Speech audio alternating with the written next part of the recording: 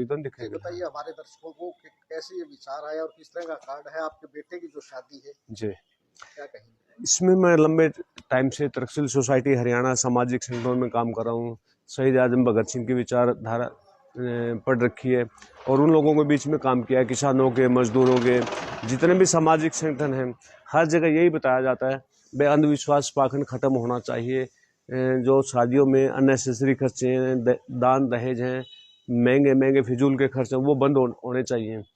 अब सवाल ये होता है, हर आदमी कहता तो है ये बात, लेकिन लागू कहाँ से हो, शुरुआत कहाँ से हो।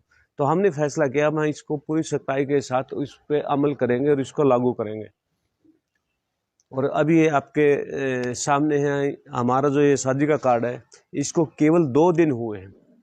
ये कार्ड की जो फिजिकल कॉपी हमारे को बाद में मिली है, किसी एक दो साथी ने जाम ने कार्ड छपवा था, उसको ये बोला भाई कम से कम हमने जो दूर दराज के साथी उनको देना है, तो उन्होंने फोन पे भेजा था और फोन पे हमने साथियों को भेज दिया। उन साथियों ने आगे इसको सोशल मीडिया पे डाल दिया। हमारे को तो खुद तब पता चला कि इंडियन एक्सप्रेस का एक पत्रकार का फोन आया दिल्ली से कि ऐसा कार्ड ये फेक है या सच है।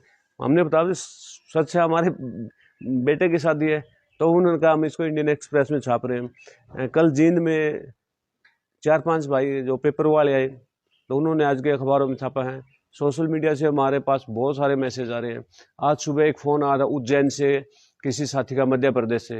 वो कहता है इसकी मेरे पास साफ कॉपी भेजो और मैं इसको अपने बेटे की शादी में यूं का यूं छपवाऊंगा। महाराष्ट्र से एक साथी का फ़ोन आया, वो कहता आपका आइडिया बहुत अच्छा और इस तरह की शादी आप हमारे यहाँ भी मैनेज करवाइए। करनाल डिस्ट्रिक्ट से एक साथी है जयदेव सिंह, उसने बताया भाई मेरी बेटी की फरवरी में शादी है और सारा का सारा आप ये मॉडल आप मेंटेन करोगे। तो मैं बोला आ जाऊंगा, इसमें मेरा कोई खर्च नहीं लगना। तो इस तरह के इसी मॉडल को अब से पहले लोगों ने फॉलो करना शुरू कर दिया और शादी को तो अभी 15-16 दिन बाकी है। तो इन दिनों में तो और भी ज़्यादा लोगों को मैसेज आएंगे और लोग जुड़ेंगे। और हमारा ये मानना एक बहुत अच्छी पहल है, इसका बड़ा अच्छा संदेश आ रहा है। देश भर से फ़ोन आ रहे हैं, उत्तर प्रदेश से, लखनऊ से मेरे पास काफ़ी लोगों के मैसेज आए। अयोध्या से सुबह सुबह एक साथी का बहुत मैसेज आया कि आप इस तरह का बहुत बढ़िया करें और हम आपकी मदद भी करेंगे और आपसे मदद लेंगे भी इन आयोजनों में। तो हम हर जगह जाएंगे, जो भी इसमें मदद चाहेगा। बहुत ये एक अच्छा तरीका है। हाँ, ये तो थी सम्राट के शादी के कार्ड की बात। जी। तो जब कार्ड ऐसा है जिसमें एक नई बहस को जन्म दे दिया है, तो शादी में किस तरह का क्या? हाँ, ये वास्तव में राजस्थान का एक कोई लेखक है, वो बढ़िया लिखता, उसके बारे में ये सुना था। लेकिन अब देखा उस आदमी ने, प्रेम त्याग नाम उस साथी का, कि उसने एक बड़ा अच्छा लेख लिखा है और उस लेख के बीच में ये कार्ड छाप के मौजूदा जो अंधविश्वास, पाखंड व्यवस्था, सोच, उसके ऊपर बेहतर कटाक्ष किया है। खासकर हमारी मौजूदा शिक्षा व्यवस्था है, वो भी एक पाखंड को जन्म दे रही है। शादी में क्या कुछ होने वाला है? शादी की जो प्रक्रिया है, शादी बिल्कुल सादे तरीके से होगी, कम से कम खर्च होगा, कम से कम मिनिमम। और इसमें कहीं हम कोई प्रदूषण नहीं होने देंगे, ना इसमें कोई हवन यज्ञ होगा, ना इसमें किसी तरह का कोई दान दहेज नहीं होगा। 1 रुपए की सगाई होगी और इसमें जितनी भी समस्याएं हैं, ये अपने आप में पहली बार होगा देश के इतिहास में कि महिलाओं को शादियों में कहीं अहमियत नहीं मिलती। हमने वहाँ जैसे आदमियों की अपने जो आम भाषा में समधियों की आपस में मुलाकातें, मिलनी करवाते हैं, जो अपने आम हरियाणवी भाषा में मिलनी बोलते हैं, तो हम वहाँ महिलाओं के यानी समधनों के भी आपस में मिलनी करवाएंगे। वो जो थापे लगाते हैं उनकी बजाय मिलनी करवाएंगे। सारा कुछ सरल होगा। आज देश भर से जो सामाजिक कार्यकर्ता आएंगे, वो एक तरफ मंच पे अपने विचार रखते रहेंगे, एक तरफ खाने का प्रोग्राम चलता रहेगा, सभी अपने अपने विचार रखेंगे और उन विचारों में जो भी बेहतर विचार होगा, जिसका विचार जितना बेहतर होगा उसी को हम फॉलो करेंगे।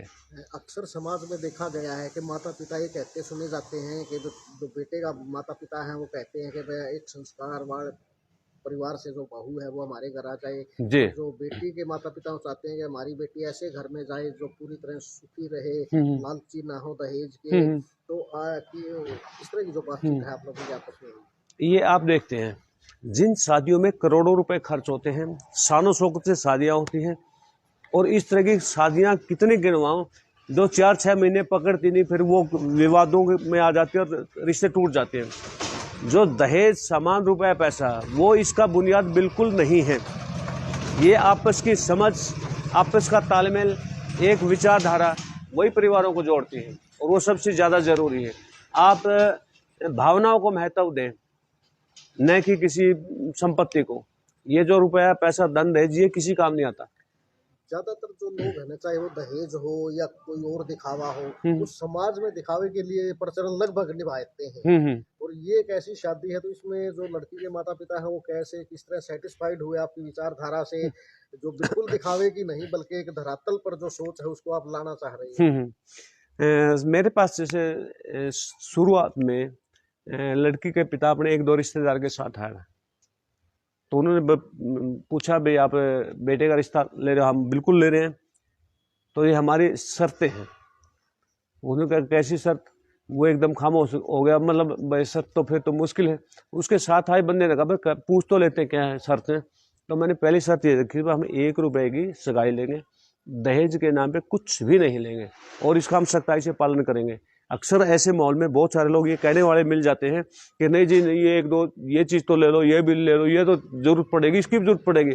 तो मैंने अपने परिवार में पहले ही बोल दिया, बस जितनी भी जरूरत की चीज़ें समझते हो वो सारी की सारी पहले ही खरीद लो।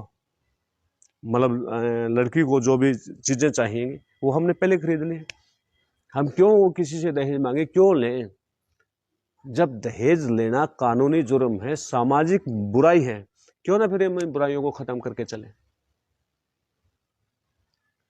तो किस तारीख को ये शादी होने जा रही है? ये जो इतिहास रचा जाएगा, ये किस तारीख की बारात है, कैसे क्या ये कहाँ जाएगी? ये इसमें है जी 8 दिसंबर की शादी है। 8 दिसंबर को ही सारे फंक्शन निपटाएंगे ताकि लोगों का समय भी बचे और उसमें बार बार आना जाना ना पड़े। जो इसमें लड़के के जो भाती के रूप में रिश्तेदार आने वो बिल्कुल ठीक सुबह आ जाएंगे। उसके बाद बारात ये करीब जींद से 10-15 किलोमीटर दूर है दालमवाड़ा गांव, उसमें जाएगी। और उनसे सभी से कह दिया भाई किसी तरह का कोई पाखंड नहीं होगा, बिल्कुल सादा खाना रखना है, कोई दिखावा नहीं है। आप कह रहे थे कि पूरे भारतवर्ष से जो विचारक हैं, चिंतक हाँ हैं, वो भी है। प्रगतिशील लोग हैं, हाँ हाँ लगभग पूरे भारत से आने की पूरे भारत से आएंगे। कम से कम मेरे पास 22 स्टेटों से मैसेज आ चुके हैं। 22 राज्यों के अलग अलग जो सामाजिक कार्यकर्ता वो आएंगे। सभी सामाजिक कार्यकर्ता अपनी अपनी बात रखेंगे। उसमें देश के जो चुनिंदा विषय सबके सामने है, विषय में कोई दो राय नहीं है। भाई किसी तरह का अंधविश्वास है, पाखंड है, ब्राह्मणवाद है, दिखावा है, फिजूल खर्ची है, इन सभी चीज़ों को बाईपास करके एक बेहतर माहौल में शादी का एक ये भी सबसे सरल और अच्छा सस्ता और बढ़िया मॉडल है। क्यों ना हम सभी इसको अपनाएं। और हमारी गरीबी के जो कारण हैं वो यही हैं, अंधविश्वास, पाखंड, फिजूल खर्ची, शादियों में दिखावा, आडंबर, ये चीज़ें तो हमारी गरीबी का कारण है। इनको दूर करना बहुत ज़रूरी है। धन्यवाद। ओके जी, एडिटिंग वगैरह अपने हिसाब से कर लेना।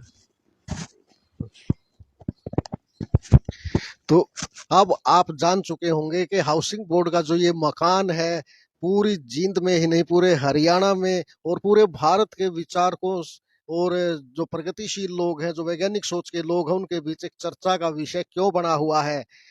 तीतरम गांव के जाट बिरादरी से संबंध रखने वाले, नाम के पीछे स्वतंत्र लिखने वाले सुभाष स्वतंत्र का ये जो मकान है, ये इन दिनों पूरी तरह से चर्चाओं का केंद्र बना हुआ है। अभी तो शादी का मात्र कार्ड छपा है। सुभाष स्वतंत्र का कहना है कि ऐसी शर्तों के साथ मैंने शादी को स्वीकार किया है जो पूरे विश्व के लिए, पूरे भारत के लिए और पूरे हरियाणा और जींद के लिए एक मिसाल कायम होगी। बच्चा और बच्ची यानी दुल्हा और दुल्हन के नए जीवन की जो शुरुआत है वो इस तरह से होगी कि एक मिसाल और एक सेलिब्रिटी विचारक स्वतंत्र की तरह वो जीवन जी सकते हैं और अपने जीवन को एक उदाहरण के तौर पर पूरे समाज के सामने पेश कर सकते हैं। दहेज का इन्हें कोई लालच नहीं है, इन्होंने यह स्पष्ट कर दिया है। किसी प्रकार का आडंबर इनकी शादी में नहीं होगा। और सबसे बड़ी बात कि शादियों में आपने रिश्तेदार आते देखे होंगे या आसपास के मित्र प्यारे, दूल्हे के मित्र प्यारे, इनको देखा होगा, लेकिन सुभाष का ये दावा है कि पूरे भारत से करीब 22 राज्यों के लोगों से तो इनकी फोन पर बात हो चुकी है। पूरे भारत से जो है मेहमान इस अनोखी शादी को देखने आ रहे हैं और जींद हरियाणा की ये शादी पूरे विश्व के लिए कैसे मिसाल बनती है वो हम आपको 8 दिसंबर को साथ साथ दिखाएंगे इस शादी को लाइव। इसी तरह देखते रहिए गदर मीडिया। जय हिंद।